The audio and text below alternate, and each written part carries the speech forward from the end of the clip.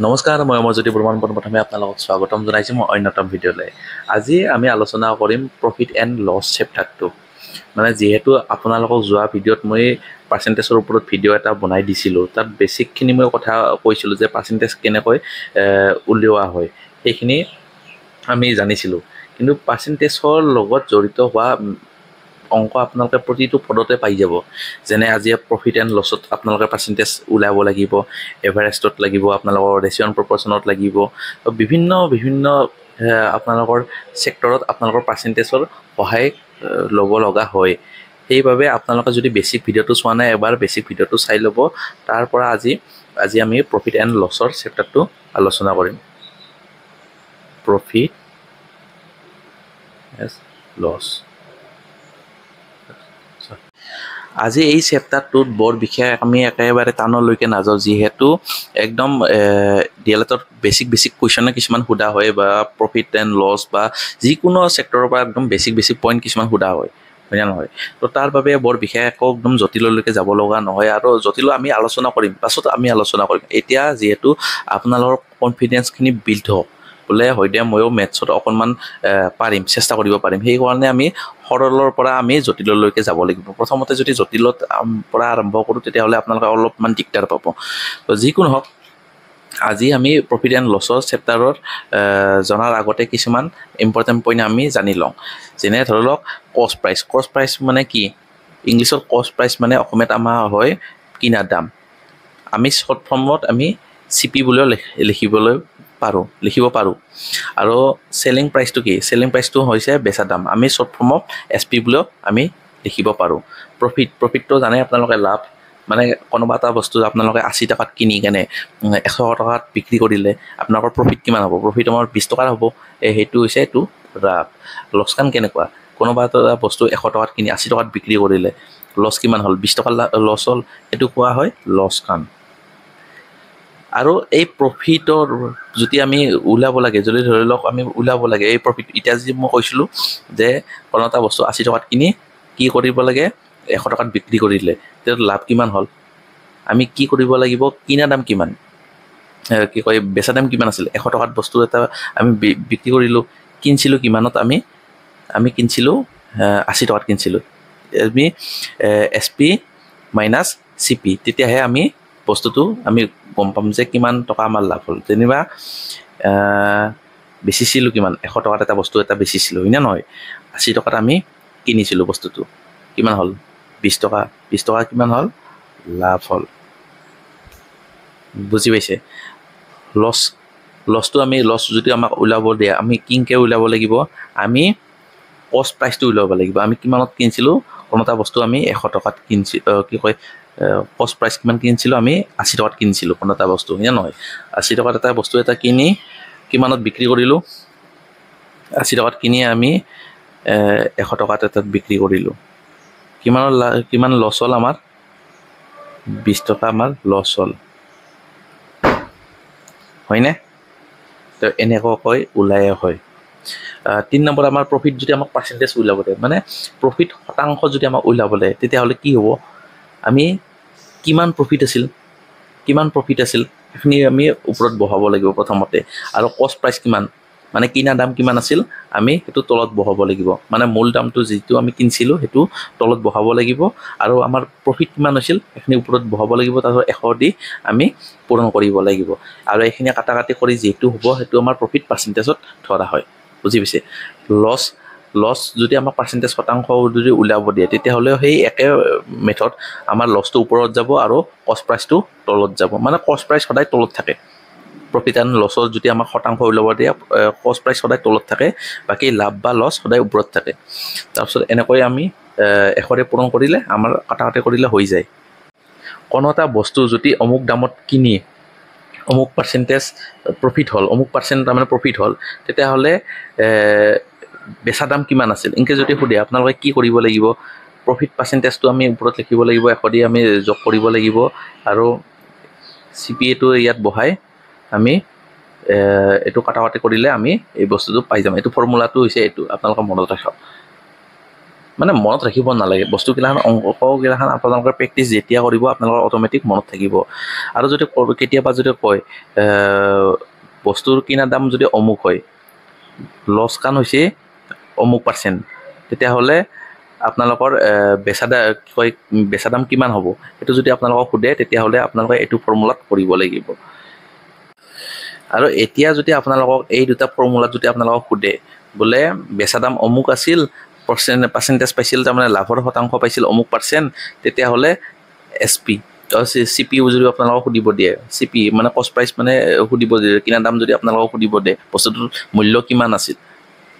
তেতিয়াহ'লে আপোনালোকে এইটো ফৰ্মুলাত উলিয়াব লাগিব আৰু যদি আপোনালোকৰ লছটো সোধে বোলে কোনো এটা বস্তু বিক্ৰী কৰি অমুক % এটা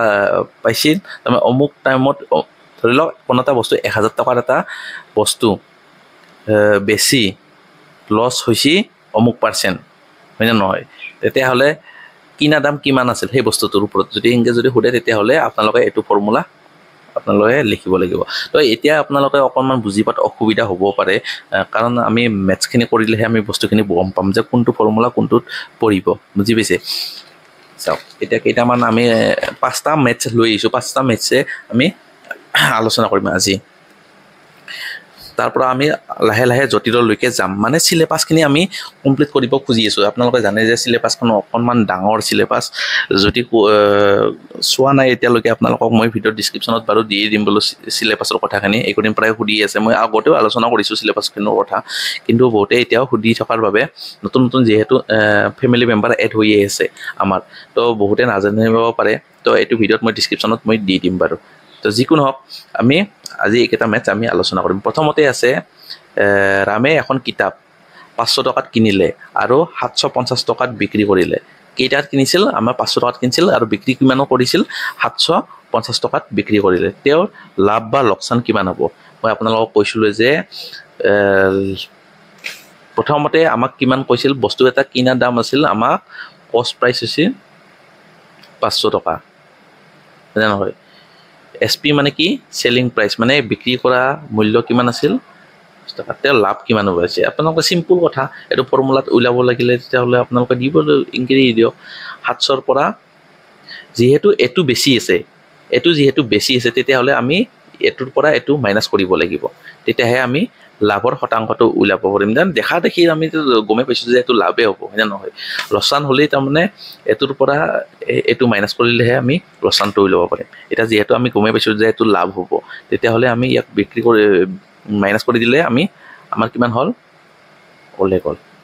এনসাৰটো মানে অমুক টকা এটা আমাৰ লাভ হ'ল লাভ হৈছে না এটা 2 নম্বৰ প্ৰশ্নটোলৈ আহো ৰিমাই 250 টকাত এটা বস্তু কিনি 400 টকাত বিক্ৰী কৰিলে তেওঁৰ লাভৰ শতাংশ কিমান হ'ব 250 টকাত এটা বস্তু কিনি 400 টকাত বিক্ৰী কৰিলে লাভৰ শতাংশ সুধিব দিছে তেতিয়াহ'লে আপোনালোকে সিম্পলি কোনটো ফৰ্মুলা কৰিব আমাক কি কৈছে ৰিমাই কি কৰে 250 টকাত বস্তু এটা কিনিছে মানে কিমান 250 টকাত এটা বস্তু কিনিছে কষ্ট প্ৰাইচ কিমান হৈছে 250 টকা হয় না আৰু সেলিং প্ৰাইচ কিমান হৈছে সেলিং প্ৰাইচ হৈছে 400 টকা আমাক কি কৈছে লাভৰ শতাংশ উলাব আছে লাভৰ শতাংশ উলাব লাগিলে আমি প্ৰথমতে কি কৰিব লাগিব আমি এছপি মাইনাস চিপি উলাব লাগিব প্ৰথমতে এই 400 ৰ পৰা 250 বিয়োগ কৰিলে কিমান পৰিব আপোনালোকৰ 150 টকা এটা থাকি যাব হয় না নহয় তোৰ লাভ কিমান আছে 150 টকা হয় না নহয় এতিয়া আমি লাভৰ শতাংশ উলাব লাগিলে সদায় আমি কি কৰিব লাগিব কষ্ট প্ৰাইচ সদায় কষ্ট প্ৰাইচটো তলত হয় কিমান হ'ব আমাৰ 250 টকা এটা কষ্ট প্ৰাইচ হ'ল হয় না নহয় আমাৰ ওপৰত কিমান গ'ল ওপৰত আমাৰ এটো লাভটো গ'ল আমাৰ সদায় ওপৰত বা যদি আপোনালোকক কেতিয়াবা লছও সোধে বোলে অমুক টকা লছটো আপোনালোকৰ ওপৰত যাব আৰু কষ্ট প্ৰাইচটো সদায় তলত থাকিব এনেকুৱা অংকবিলাকত আমি কি কৰিব লাগিব আমাৰ যেহেতু আমাক শতাংশ বুলি কৈছে শতাংশ বুলি কোৱাৰ লগে লগে আমি সদায় এটা মনত ৰখা উচিত যে আমি 100 ৰে পূৰণ কৰিব লাগিব বুজি পাইছে তো ইয়াত কি হ'ল এইটো শূন্য আছে এখনিতো আপোনালোকে জানে এখনিতো বেসিকটো আপোনালোকে জানে যে কাটাকাটি কৰা এখনি জানে চাগে এই শূন্য কাটি গিলো হয় না নহয় এই 5 3 গুণ 15 5 5 গুণ 25 হ'ল এই 5টোৰে আৰু 100 পূৰণ কৰিলেও 100 কাটি দিলোঁ কিমানত কাটি দিলোঁ 20 5 5 20 গুণ 100 এতে 20 থাকিল এতে 3 থাকিল কিমান হ'ল 20 3 গুণ 60 অৰ্থাৎ কিমান হ'ব 60% এটা মানুহৰ কি কয় ৰিমাৰ লাভ হ'ল বুজি পাইছে নিশ্চয় এবাৰ মেথছটো একবাৰ চাই লওকচোন আপোনালোকে বুজি পাইছে বা নাই বা কমেণ্ট কৰি জনাই দিব নেক্সট অংকটো কোনটো আছে চাওক এজন ব্যক্তিয়ে 450 টকাত চাইকেল কিনি 350 টকাত বিক্ৰী কৰিলে মানে 450 টকাত এটা চাইকেল এখন কিনি 350 টকাত বিক্ৰী কৰিলে তেওঁৰ লোকচানৰ শতাংশ কিমান এতিয়া আমাক সুধিছে লোকচানৰ শতাংশ হয় নহয় অলপ আগতে আমি লাভৰ শতাংশ কৈছিলোঁ আৰু এতিয়া আমি লোকচানৰ শতাংশ উলিয়াব লাগিব কি কৰিব লাগিব আমি জানো যে বস্তুটো কিনা দাম কিমান আছিল কিনা দাম আছিল মানুহজনৰ কিনা দাম আছিল 450 টকা বেচা দাম কিমান আছিল বেচা দাম আছিল 350 টকা হয়নে তো কিমান লছ হ'ল আমি ডাইৰেক্ট ক'ব পাৰি অংকটো পাতাৰ দৰকাৰে নাই যে 100 টকা এটা মানুহজনৰ লছ হৈছে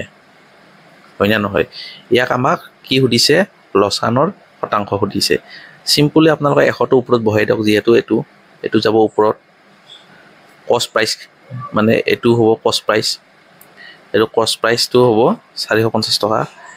আৰু আমি শতাংশ বুলি সুধিলে এইটো বুলি সুধিলে আমি সদায় 100টো ইয়াত বহাব লাগিব এইটো শূন্য কথা হতি গল নহয় 5 দুগুণ 10 5 9 গুণ 45 হয়নে এতিয়া এনেকুৱাকৈ কৰিব পাৰি যে এটো 2 আছে আৰু এটো 100 আছে মানে কি 200 তলত 9 আছে ইয়াক আমি হৰণ কৰিলে কিমান হ'ব ইয়াক হৰণ কৰিলে 9 3 গুণ 18 9 3 গুণ 18 হয়নে নহয় কি যাব সিম্পলি মই কৈ দি আছো এটো চাওক যদি বুজি নাপায় আপোনালোকে 9 3 গুণ 18 2 ৰল কিমান হ'ব 9 3 গুণ 18 2 ৰল 0.0 9 3 গুণ 18 মানে 33.3 হ'ব ইয়াৰ টোটাল লস বুজি পাইছে তো একদম সিম্পল অংক হয় এইবিলাক আৰু এইবিলাক অংকয়ে আপোনালোকৰ এক্সামত দেখিবলৈ পাব আপোনালোকে এটা 3 নম্বৰ অংকটোলৈ আহো আমি ৰবিয়ে কিনা টেবুল এখনৰ মূল্য আছিল 1600 টকা ৰবিয়ে 10% লছকানত টেবুলখন বিক্ৰী কৰিলে কিমান পাৰ্সেন্ট লছত বিক্ৰী কৰিলে 10% লছত তেওঁ বিক্ৰী কৰিলে ৰবিয়ে টেবুলখনত কি মূল্যত বিক্ৰী কৰিছিল কিমান মূল্যত তাৰ মানে বিক্ৰী কৰিছিল এটোতো আমাক লছ খানহে দিছে বলে অমুক টকা অমুক পাৰ্সেন্ট এটা লছ হৈছে কিমান টকাত তেওঁ বিক্ৰী কৰিছে মানে 10% যেহেতু লছ খাব লগা হৈছিল কিমান টকাত তেওঁ বিক্ৰী কৰিছে সেইখিনি আমাক সোধা হৈছে চাওক প্ৰথমতে আমাক কিমান আছিল টেবুল এখনত কিমান আছিল কষ্ট প্ৰাইস আছিল আমাৰ 1600 টকা বাকি লছ পাৰ্সেন্টেজ কিমান আছিল আমাৰ 10% কিমান মূল্য বিক্ৰী কৰিলে এইটো ফৰ্মুলা আপোনালোকে কোনটো সূত্ৰত পৰিব জানে নে এটো কৈ দিছো এটো ফৰ্মুলা আমাক কি কৈছিল কি মূল্যত বিক্ৰী কৰিলে মানে আমাক সেলিং প্ৰাইসৰ আপোনাক সুধিলে তো এইটো ফৰ্মুলাত পৰিব আপোনালোকৰ বস্তু এটা তাৰমানে কিনিছিল এটোটো দিয়া আছে আমাক কষ্ট প্ৰাইস কিমান আছিল আমাক 1600 টকা দিয়া আছিল তে 1600 টকা আমাক দিয়া আছিল হয় না কিমান পাৰ্সেন্ট লছ হৈছে 10% লছ হৈছে হয় না নহয় আমাক সুধিছে বিক্ৰী কিমানত কৰিছিল এটো সুধিছে তো আমাৰ এটো পাৰ্সেন্টেজ হইব মানে এটো আমাৰ এটো সূত্ৰত পৰিব বুজি পাইছে তো সিম্পলি আপোনালোকে সূত্ৰটো এবাৰ বহাই দিয়ক এনেকৈ যে আমাৰ কিমান আছিল আমাক দিয়া আছে সেলিং প্ৰাইস উলাব দিছে হয় না নহয় 100 মাইনাস কিমান আমাৰ লছ পার্সেন্ট কিমান আছে 10% বুলি আহিলে এটা যেহেতু 10% আছে না এই 10%ৰ কাৰণে ইয়াত তলত 100টো বহা হয় বুজি পাইছেনে কোনোবা যদি ইয়াত লেখা থাকে অমুক পার্সেন্ট বা 20% যদি হয় এটা 100 টকা এটা 100 এটা বহি যাব বুজি পাইছে তো 10%ৰ কাৰণে এটো 100টো বহোৱা হৈছে তাৰ পিছত কিমান আমাক সুধিছে আমাক কষ্ট প্ৰাইচ কিমান আছিল, কষ্ট প্ৰাইচ হৈছে আমাৰ 1600 টকা। বুজি পাইছে? তো চিম্পলি আপোনালোকে এইটো কৰক যে এশৰ পৰা কিমান আছিল, 10 গ'লে 90, এই 100, এই দুটা কটা গ'ল, কিমান হ'ব? এই 90 আৰু 100, 16 9 গুণ কিমান? 144, 144 আৰু এইটো শূন্যটো আছিল, এইটো শূন্যটো বহলো কিমান হ'ল? বস্তুটো কিমান টেবুলখন কি মূল্যত বিক্ৰী কৰিলে, তো এইখিনি দামত বস্তুটো বিক্ৰী কৰিলে, কিমানত কিনিছিল? 1600 টকাত কিনিছিল আৰু এইখিনি টকাত বিক্ৰী কৰিলে। সেইকাৰণে তাৰমানে এইখিনি টকাত বিক্ৰী কৰাৰ কাৰণে লছকান কিমান হ'ল? 10% এটা লছ হ'ল।